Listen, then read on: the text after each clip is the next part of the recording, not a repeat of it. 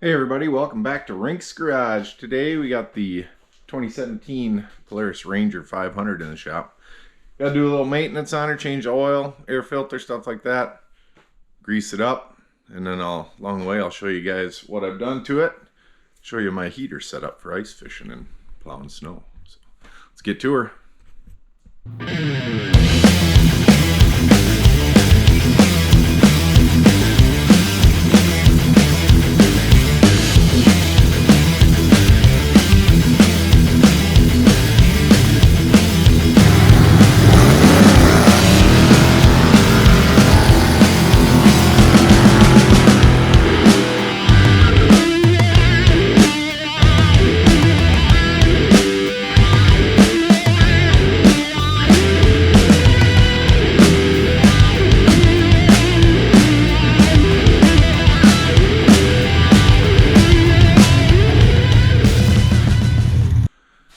So I've had this thing for about 2 years now. Had about 2,200 miles on it when I bought it. It was in real nice shape. I got before the prices started going crazy on them. So use it mainly for pushing snow in the winter. Mainly use this until she gets too deep. Then we got to bust out the zero-turn snowblower. But other than that, when I bought it, it just had the plastic top, front and rear glass. So I went ahead and bought some doors for it. These are just the canvas doors. Got them off Amazon, I believe, for I think they were like 600 bucks. But keeps the wind off you, so that's nice. Mirrors on it. Added a LED light bar so you could see, because the plow, when you lift it up, kind of covers the headlights. So didn't have a plow on it either. I got this as a KFI plow, come with the winch kit and everything. Added that on there. Other than that, everything else was kind of there. Mainly I use it for ice fishing. So take the fish house out with it on the lake. And these things, you can get a factory heater for them. But being that's a 500, it's a pretty small engine. I've read a bunch on it, and the Polaris heaters work, but they're not that hot. So I had to come up with something to keep me warm. And since I'm fishing, got the fish house we always got the generator with. Made a mount in the back to hold the generator and my ice auger, a couple buckets. And then I figured, hey, wonder if there's an electric heater I could put on it, since we always got the generator. So searched around and found this little DuraHeat 1500 watt electric heater. Mounted her up to the ceiling, and that thing will keep you warm. It's got a thermostat on it and everything, so she makes the 2200 work a little bit, but it definitely puts out more heat than what the factory heater would, and has no problem keeping the windshield defrosted. So works good if you're ever looking for something to do with yours. Otherwise, inside she's pretty much stock. Got the winch controller on the shifter. Yeah. But main reason we got her in the shop today is, like I said, I've had it for 2 years and haven't changed the oil or anything yet. So we're going to do that today. So first thing I'm going to do, pop my generator out of the back and get her up on some ramps or something so I can get underneath. And we'll start with changing the oil, and I got a new air filter. I got the oil change kit right from Polaris, which was about as cheap as I could find for that synthetic 550 that it's supposed to have. Oil change kit and the air filter was, I think it ended up being like 72 bucks, and I really couldn't find anything else that was cheaper than that, so I just went ahead and ordered it from there. So we'll get her up on the ramps and see if we can get the oil changed. All right, well, got her up on the ramps and jack in the back so we can get underneath it. So first thing we got to do, drop the oil out of it. It's got an Allen head oil plug, 6mm. I don't have any metric ones, so 1/4 inch will work. So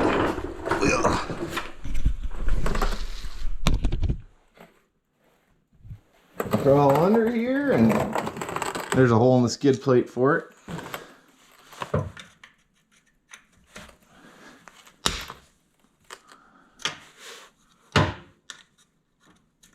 Don't drop it in the bucket.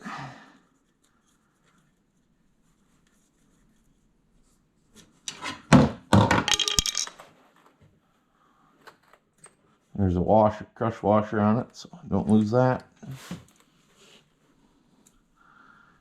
Get it all drained out. Once all the oil's drained out, we'll throw the plug back in and switch the filter out.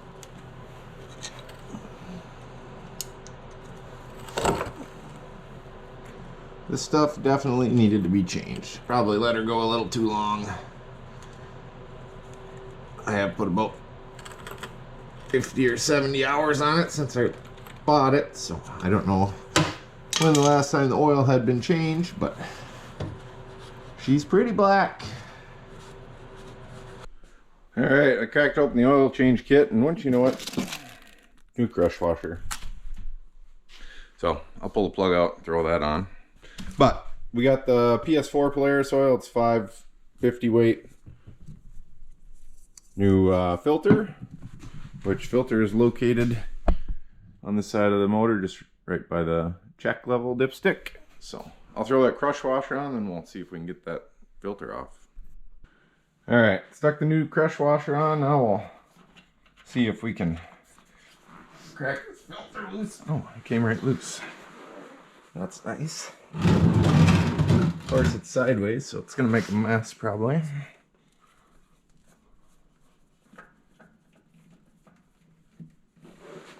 Yep.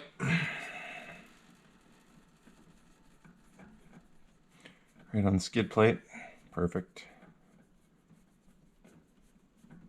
The new filter on. A little oil around the O-ring.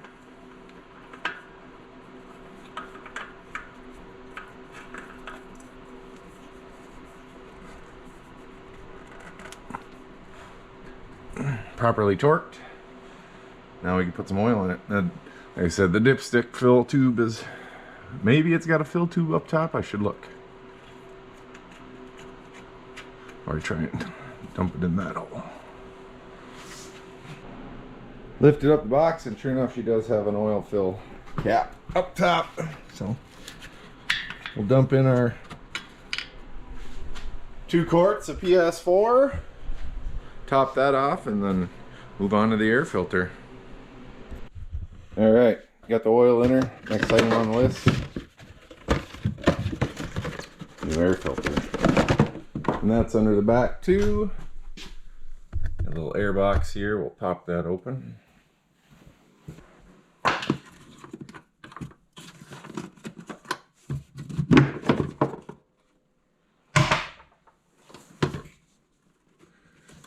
Got a hose clamp on her.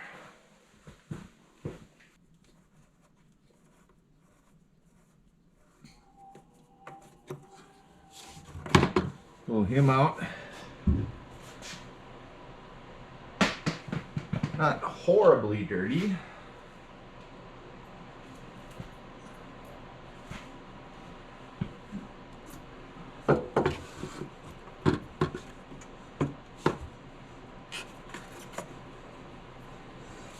Stick the new one in and tighten the clamp up. Drop the screwdriver.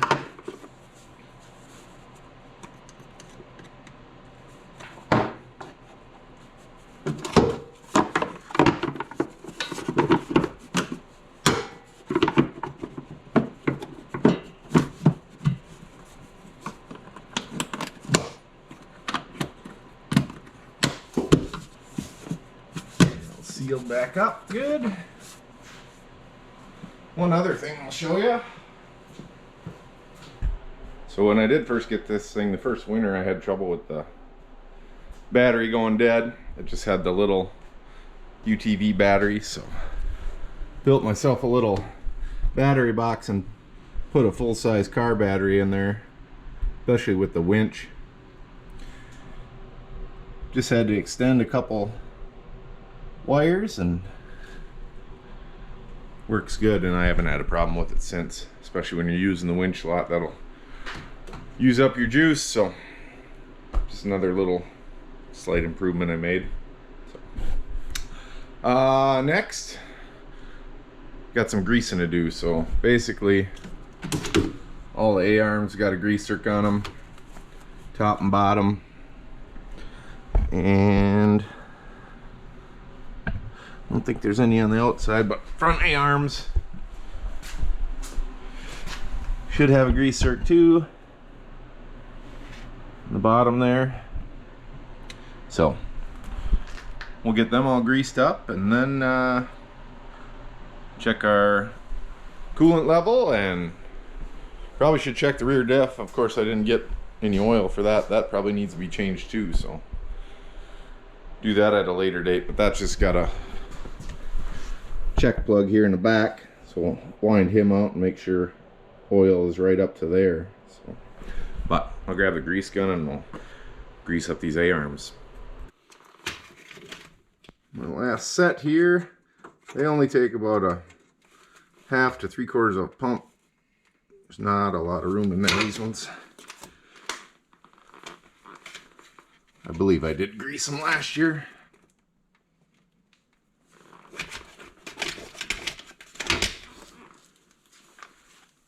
There is 2 grease zerks on the stabilizer bar here also.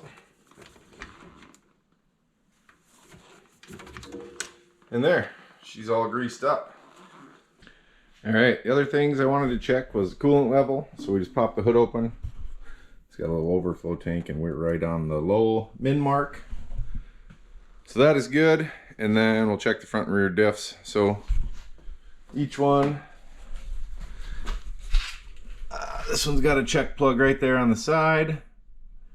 Pop him open. Should be up to that level. Same in the back. Right there, which I already cracked loose. So we'll pull him out and see how it looks. And like I said, I should probably change these out. They take special oil too, and I did not grab any. So make sure you got it somewhat level. Take a look in there, and it is right at the bottom of the fill hole. So should be good. Like I said, down the road I should get a kit for changing the oil in these two. Of course, the front takes different than the back for the 4-wheel drive, so tighten him back up, and I'll check that front one. And I think we got one more thing on the list, and that is I gotta check the fuel tank. I've been getting gassy smell in the cab, so I wonder if the vent plug ain't, or the vent tube ain't plugged up a little bit. So we'll take a look at that. All right, next thing is a vent. So I got the seat popped up here, and it looks as though somebody's been messing with it. So on these things, the tank vents into the seat frame, which is a square tube that's open back here. I'll show you. So it seat vents into this tube, and then there's just a piece of, I don't know, foam shoved in there from the factory. So I'm guessing that's where the smell is coming from. That's, of course, it's all open under the seat, but it appears as though somebody cut it and put a fuel filter in it too.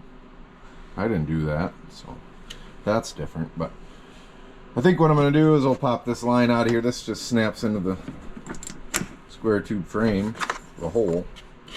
I'm just going to put a new hose on it, vent it out back somewhere so you don't get that smell up in the cab.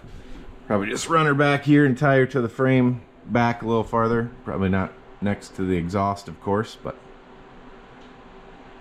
get it from behind here because I'm sure it's just coming up into the cab from under there. So see if I got a chunk of line, and we'll throw her on there. All right, well, threw a new line on the vent here, ran it up along the frame. And there's really not a lot of good spots to put it. So all I did was ran along the frame and just dumped it out down here. Hopefully that'll be enough to get the gas smell a little farther away. I don't know if it was coming out of here and getting in the cab, or if it was going through, if there was a hole in the tube somewhere, but usually it was only when you filled her up, but we'll see if that helps out. And then just have to watch so we don't get froze up there, which I can blow out pretty easily. So should be good and tuned up. I'll throw the generator back in it, get it down off the blocks, and it's you know, Monday is spring, so hopefully we ain't got too much more of this snow, but might have to use her a couple more times. So got a little bit to clean out in the yard, so fire her up, make sure nothing's leaking out of it, and push a little snow and put her away. So that's gonna do it for this video. Thanks for watching. We'll see you next time.